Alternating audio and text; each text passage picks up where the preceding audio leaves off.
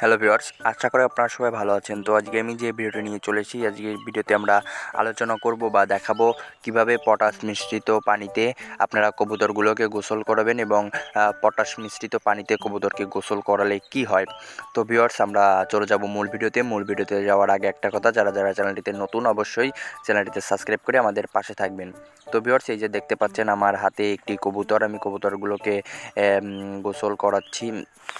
তো আপনারা পর্যাপ্ত পরিমাণে পটাশ এবং পর্যাপ্ত পরিমাণের পানি একসঙ্গে মিক্স করে পটাশ মিশ্রিত পানি তৈরি করবেন কবুতরের গোসল করানোর জন্য।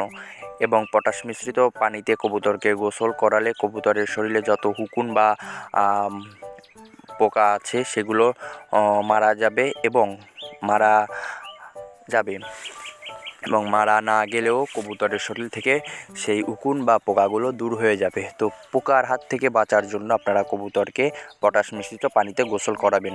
তো আপনারা পটাশ মিশ্রিত পানিতে গোসল করাবেন এবং এটা আপনারা মাসে একবার বা মাসের মধ্যে আপনারা একবার করাটাই ভালো।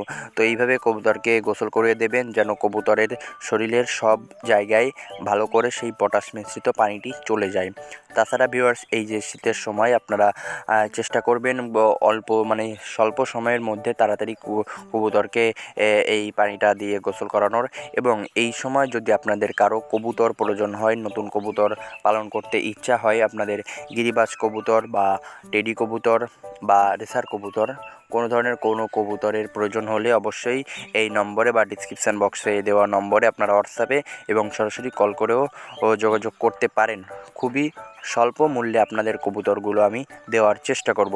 তো ভিউয়ার্স, আপনারা সবাই বুঝতে পেরেছেন যে কিভাবে পটাশ মিশ্রিত পানিতে কবুতরকে স্নান করাবেন বা গোসল করাবেন এবং গোসল করাবেন কেন। তো ভিউয়ার্স, আজকের ভিডিওটি এই পর্যন্তই। পরবর্তীতে আরও একটি নতুন ভিডিও নিয়ে চলে আসবো পিয়াল টেডি লফটের পক্ষ থেকে।